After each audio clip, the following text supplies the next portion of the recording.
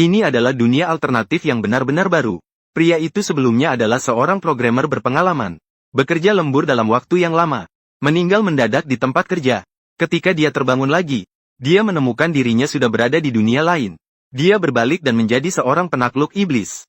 Di sampingnya, muncul seekor slime yang secara aktif ingin menjadi makhluk gaibnya. Slime membawanya ke depan sebuah gubuk kayu. Setelah masuk, dia menemukan berbagai buku sihir disimpan di sini. Dan hanya dengan melihatnya sekali, dia dapat menggunakan sihir di atas. Saat itu, banyak slime muncul di tanah. Mereka semua ingin menjadi makhluk gaib dari Yuji. Selain itu, setelah slime membaca buku tersebut, Yuji juga bisa menggunakan sihir yang sesuai. Saat itu, dia mendapatkan pekerjaan kedua. Dia menjadi seorang orang bijak. Selanjutnya adalah saat untuk menggunakan aura protagonis. Yuji tiba di hutan. Animasi Hoshino. Sebuah monster yang ingin tahu seberapa kuatnya menyerang Yuji. Yuji memanggil slime untuk menyerang. Satu serangan cukup untuk mengalahkan monster itu. Animasi Hoshino. Setelah mengalahkan monster itu, Yuji tiba di sebuah kota terdekat. Tanpa disadari, ribuan monster mengikuti dari belakang. Animasi Hoshino. Setelah pemimpin desa mengetahui banyak monster sedang menuju desa, ia bersiap untuk mengatur evakuasi penduduk desa. Animasi Hoshino. Pada saat itu, Yuji melangkah maju. Animasi Hoshino. Mengeluarkan sesuatu yang mirip tanduk. Animasi Hoshino. Yuji menyebutnya tulang naga. Animasi Hoshino. Dengan menggunakan tulang naga, ia dapat memanggil naga api untuk menghancurkan semua monster di sekitarnya. Animasi Hoshino. Semua orang di Starry Sky memutuskan untuk percaya kepada Yuji. Mari kita lihat seberapa kuat aura protagonis ini. Animasi Hoshino. Setelah itu, Yuji pergi ke atas menara untuk bersiap menggunakan sihir naga api. Saat ini, serigala liar sedang mengumpulkan slime yang tersisa di hutan milik Yuji. Semua slime kembali kepada Yuji. Yuji menginstruksikan slime untuk mengepung kota kecil. Kemudian, dia memanggil perisai pelindung. Dia melindungi seluruh kota kecil. Selanjutnya, dia mulai menggunakan sihir naga api. Api penghancur dunia. Api pembakaran.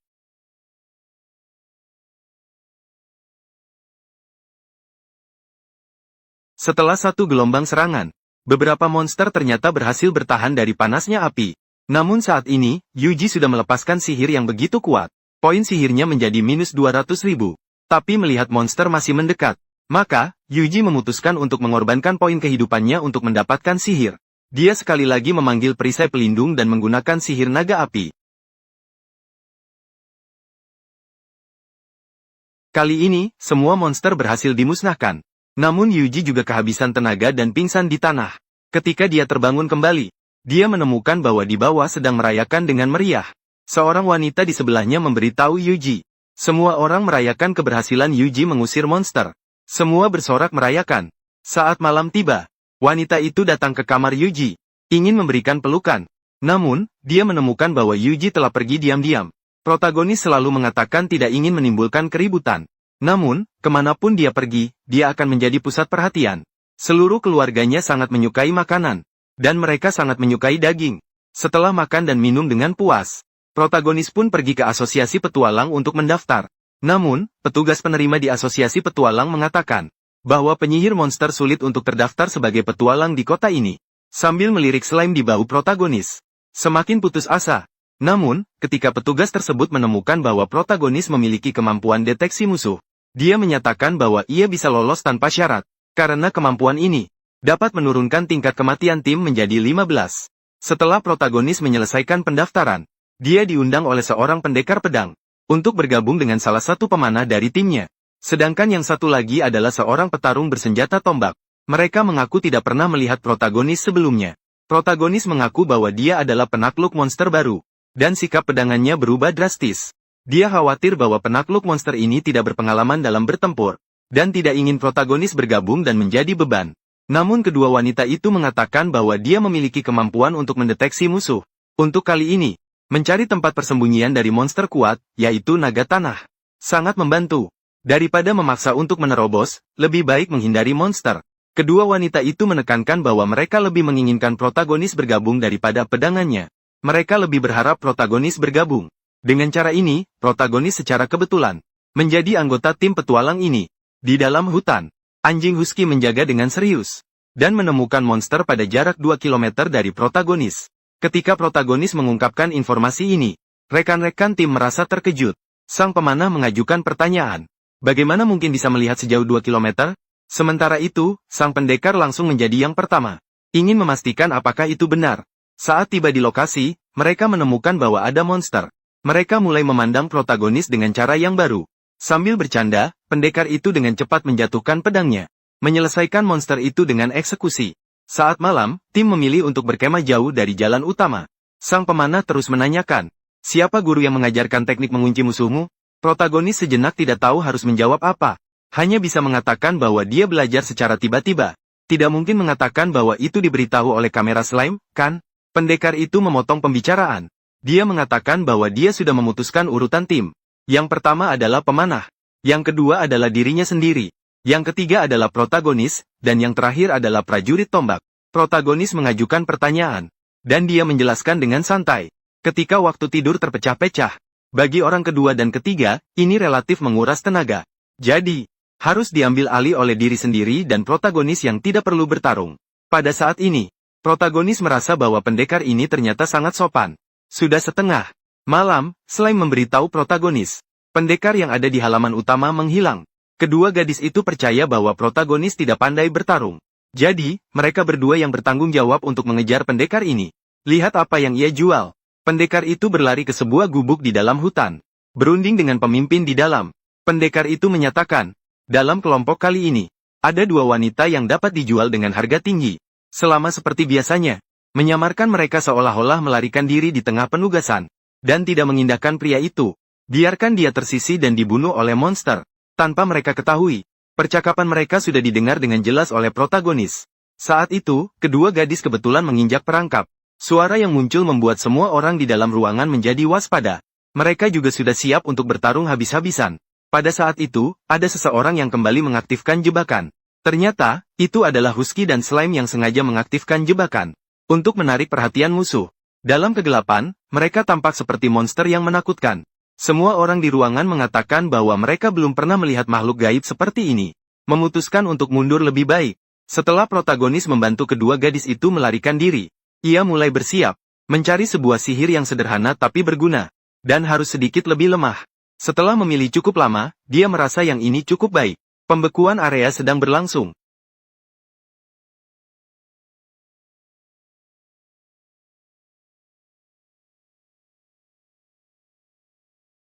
Lebih kuat dari yang saya bayangkan.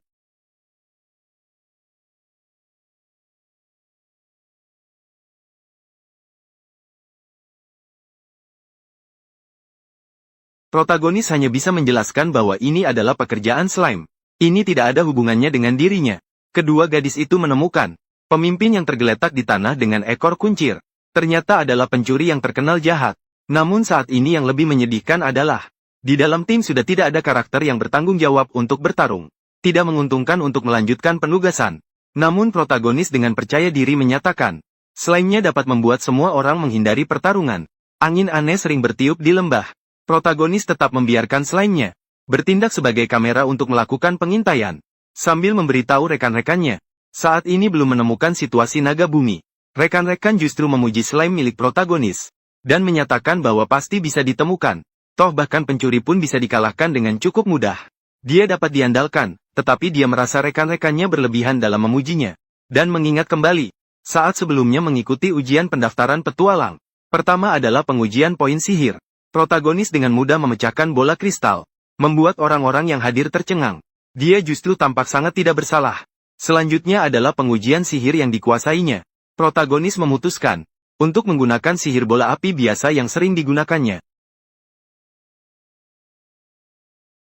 Mentor berkata dengan terkejut, tidak usah bicara tentang kamu yang tidak membawa tongkat sihir dan kekuatan aneh.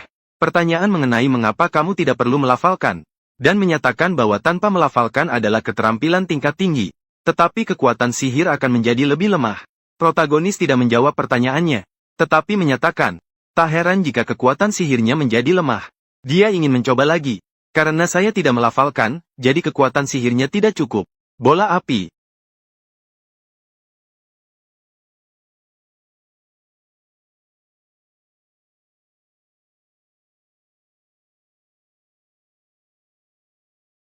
Protagonis untuk menghindari situasi canggung saat itu, memutuskan untuk membatasi kekuatannya. Rekan tim bertanya mengapa tidak melihat satupun monster. Protagonis mengatakan bahwa slime-nya yang menyelesaikan semuanya. Benar, semua monster telah dibinasakan. Dengan begitu, tim dapat dengan sempurna menghindari monster. Pada saat ini, langit menunjukkan keanehan. Kegelapan malam bulan biru adalah legenda kuno. Menurut mitos, naga biru akan turun.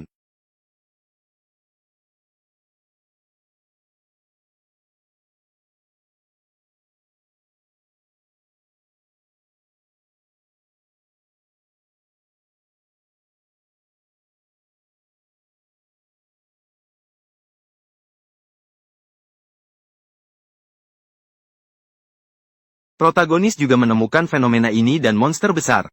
Segera memerintahkan Husky untuk menarik kembali semua kamera yang tersembunyi di hutan. Selanjutnya biarkan ia membuka jalan untuk tim.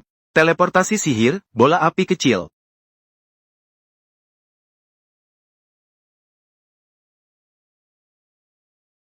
Kalian memang hebat. Tim protagonis berencana untuk segera mundur. Protagonis dan kawan-kawan bersiap untuk melewati ngarai menuju jalan. Namun tiba-tiba bencana datang. Untuk menghindari angin kencang, dan naga tanah yang bersembunyi di dalam tanah tiba-tiba muncul.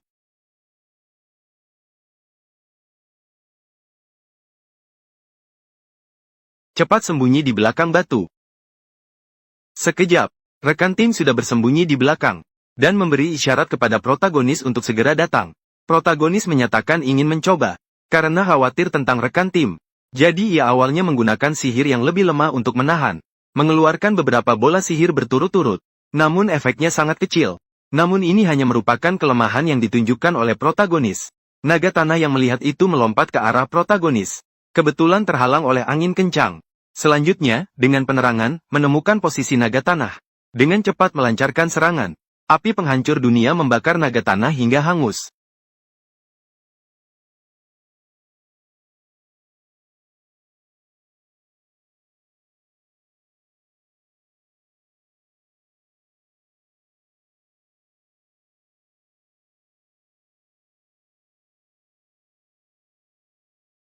Protagonis menjelaskan, memang benar bahwa ia membuat slime meledakkan batuan mineral di sini. Ledakan yang terjadi, kembali ke asosiasi petualang. Protagonis tidak hanya menyelidiki naga tanah, tetapi juga mengalahkannya. Slime mengeluarkan tengkorak naga tanah sebagai bukti, juga mengeluarkan pencuri. Akhirnya menerima hadiah sebesar pukul 14:07 juta dengan mudah. Saat itu, kepala departemen mengundang protagonis untuk menghadiri pertemuan. Pertemuan ini terutama membahas bagaimana melawan naga biru. Pertama, ketua subkomite meminta protagonis untuk menggambarkan penampilan naga biru. Dan protagonis langsung mencetak gambarnya. Semua orang memuji bahwa itu sangat hidup. Pendeta kemudian menjelaskan berdasarkan isi buku. Naga biru dalam mitos akan membawa bencana. Namun, akan ada seorang pahlawan yang akan mengalahkan naga biru. Dan 30 tahun yang lalu, pada hari musim panas saat matahari mencapai puncaknya. Ketika matahari dan bulan bertumpang tindih dan bintang-bintang berjejer. Ibu kota kerajaan mengadakan upacara pemanggilan dewa. Upacara itu akan dilaksanakan 30 tahun kemudian. Tepatnya dilakukan 1 minggu yang lalu. Dan memanggil seorang. Dikenal sebagai dewa yang mampu melawan bencana dan kekuatan jahat. Pada saat itu, protagonis menyadari langit berubah dengan cepat. Naga biru mulai membesar. Protagonis memberitahu semua orang tentang informasi ini. Kepala divisi segera menyatakan, untuk mencegah naga biru merusak dunia. Besok pagi, kumpulkan semua kekuatan untuk menyerang naga biru. Pada malam hari, pendeta menemui protagonis. Memberikan artefak suci. Yang dibawa dari ibu kota kerajaan kepada protagonis. Karena tidak ada yang tahu di gereja. Fungsi dari pedang pendek ini. Begitu protagonis mengangkatnya. Dia langsung mengerti lewat sistem tentang fungsi pedang pendek ini. Pedang pendek ini dapat mengumpulkan sihir ke ujung pedang untuk dilepaskan. Protagonis bertanya mengapa memberikannya padanya. Pendeta menjawab dengan senyuman, karena ini adalah kehendak Tuhan. Malam hari. Protagonis tidak bisa tidur di malam hari. Berpikir tentang hal-hal yang terjadi di siang hari. Dia percaya bahwa pertarungan kali ini pasti akan menyebabkan banyak pengorbanan. Protagonis mengendarai anjing Siberian Husky berlari kencang di belakang hutan. Slime juga terus mengejar tanpa henti. Sampai di sebuah tebing. Protagonis kemudian hanya meninggalkan satu slime. Sementara yang lainnya melakukan mundur. Dan memerintahkan teman-temannya untuk bersiap menyerang naga biru. Protagonis menemukan bahwa kelemahan naga biru adalah serangan atribut api. Maka segera melancarkan jurus pamungkas. Teleportasi sihir api penghancur dunia.